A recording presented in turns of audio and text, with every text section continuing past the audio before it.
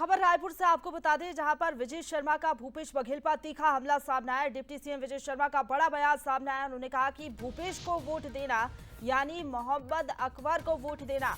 इनके कार्यकाल में अकबर ढेबर सरकार चलाते थे। कांग्रेस तुष्टीकरण की राजनीति करती है।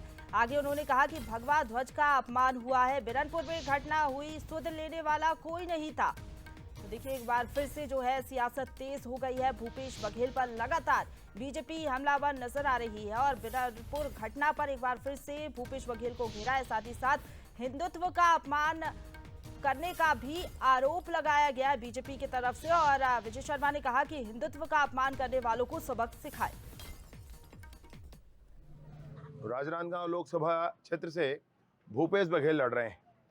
इनको वोट देना यानी कि मोहम्मद अकबर को वोट देना, बिल्कुल ऐसा ही है।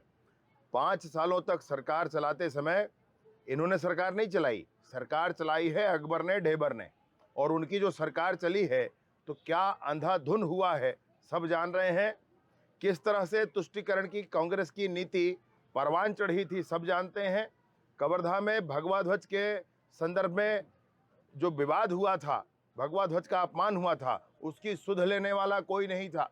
बीरनपुर में जो घटना हुई थी उसकी सुध लेने वाला कोई नहीं था। कभी इन्होंने नहीं पूछा, सिर्फ वोट बैंक की राजनीति के चलते, सिर्फ तुष्टीकरण की राजनीति के चलते कि क्या हुआ है, क्या होना चाहिए था, सही क्या हुआ है, गलत क्या हुआ है और किस कारण से ये सब कुछ हुआ है।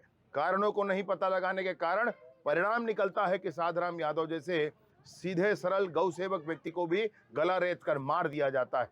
मैं निस्संदेह इस बात को कहता हूं कि इस तुष्टीकरण की राजनीति को समाप्त होना चाहिए। हमारे छत्तीसगढ़ में तो इसके लिए स्थान ही नहीं होना चाहिए। और विशेष रूप से कांग्रेस के घोषणा पत्र में भी अब इस बात का स्पष्ट उल्लेख है कि वो क्या करने वाले हैं। सैम पित्रोदा, उनके जो अंतर्राष्ट्रीय स्तर के पदाधिकारी हैं, उन्होंने भी बहुत स्पष्ट तौर पर यह कह दिया है कि क्या होने वाला है। और इसी खबर पर ज्यादा बातचीत के लिए सीधा रुक करेंगे। हमारे साथ गौरव शुक्ला रायपुर से लाइव जुड़ गए हैं। गौरव, राजनांदगांव में कल वोटिंग होना है, लेकिन उसके पहले कांग्रेस प्रत्याशी भूपेश बघेल पर लगातार बीजेपी हमलावर है। इसके पहले भी हमने देखा कई आरोप लगे। अब बिरनपुर का जन एक बार फिर से बाहर निकल गया। साथ ही साथ हिंदुत्व के मुद्दे पर भी घेरने की कोशिश हुई है। तो क्या इसका असर जनमानस पर भी पड़ेगा और भूपेश बघेल के लिए भी चुनौती बढ़ेगी? जी बिल्कुल, देखिए जिस तरीके से डिप्टी सीएम विजय शर्मा का बयान मतदान के ठीक एक दिन पहले आया है, वो कहीं ना कहीं लोगों को मतदान देने के पहले एक जागरूक करने के हिसाब से उन्होंने मतदान दिया। मतलब सीधे लोगों के ऊपर छोड़ दिया है कि आप जिस व्यक्ति को मतदान देने वाले हैं उसका पिछले 5 साल में क्या रिकॉर्ड रहा है। और साफ तौर पर विजय शर्मा ने ये कहा है कि आप जिस व्यक्ति को वोट दे रहे हैं भूपेश बघेल को, मतलब उनको वोट देना मतलब एजाज ढेबर और उसके साथ ही साथ मोहम्मद अकबर जो कि पूर्व कैबिनेट मंत्री रहे, उसको वोट देने के बराबर होगा। और कहीं ना कहीं उन्होंने एक बात ये भी कही है कि 5 सालों तक सरकार भूपेश बघेल ने नहीं चलाई थी, इन्हीं ने सरकार चलाई है। ढेबर और अकबर इन्होंने सरकार चलाई थी और उनका काम क्या हुआ था वो भी देखने को मिला। लेकिन इस बीच में उनके जो बयान था उसमें फिर से एक बार तुष्टीकरण की राजनीति की एंट्री हुई है। और उन्होंने साफ तौर पर कहा है कि जो भगवा ध्वज का अपमान हुआ था, बीरनपुर की घटना हुई थी और उसके साथ ही साथ गौ सेवक के जो हत्या हुई थी गला रेत कर, उसे नहीं भूला है। और उन्होंने